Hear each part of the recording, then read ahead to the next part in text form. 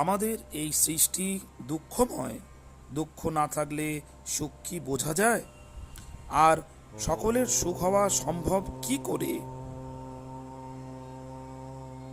রামায়ণের চালচিত্রে একটি কাহিনী আপনাদের আজ শোনাবো। একদিন সীতা রামকে বললেন, তুমি সকলের দুঃখ কষ্ট দূর করে দাও না কেন? রাজ্যে যত প্রজা লোকজন আছে সকলকে সুখে রাখো, তুমি তো ইচ্ছে করলেই পারো। সীতা এই কথা বললে রাম উত্তর দিলেন, তা কি হয়? সকলের সুখ কি একসঙ্গে হয়? সীতা বললেন, তুমি ইচ্ছা করলেই হয়।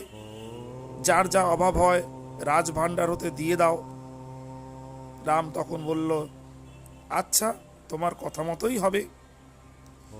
তখন লক্ষ্মণকে ডেকে বলেন, যাও, রাজ্য মধ্যে সকলকে জানাও, যার যা অভাব তা চাইলেই রাজকোষ হতে পাবে।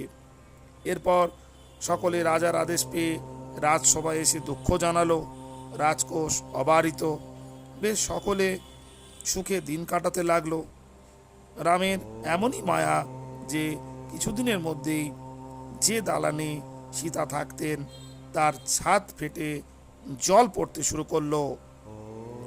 মেরামতির চেষ্টায় সীতা লোকজন ডাকতে পাঠালেন, কিন্তু কোথায় লোকজন? কুলি মজুর কি আর আছে?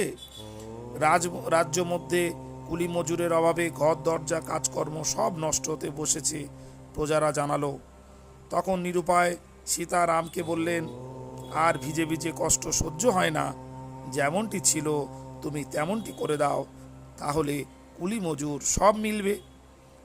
সকলের একসঙ্গে সুখ হওয়া সম্ভব নয়। রাম বললেন, তাই হবে। তখন দেখতে দেখতে সব পূর্বের মতো হলো। কুলি মজুর সব মিলল। সীতা বললেন, ঠাকুর, এ সৃষ্টি তোমারই অদ্ভুত খেলা। চিরদিন কেউ সুখী থাকবে না। সব জন্ম কারোর দুঃখেও যাবে না। যেমন কর্ম তেমন ফল, তেমন যোগাযোগও হয়। শ্রোতাজন, চিরদিন কাহারও সমানও নাহি যায়। মনে রাখবেন, ঈশ্বর চিন্তার মধ্যে নিমগ্ন থাকুন। আমাদের এই কলিযুগ থেকে মুক্তি পেতেই হবে। ঈশ্বরের শরণাপন্ন হলে আমরা সকল দোষ থেকে মুক্তি পাব। শ্রোতাজন, যদি চ্যানেলে কথাগুলি আপনার ভালো লেগে থাকে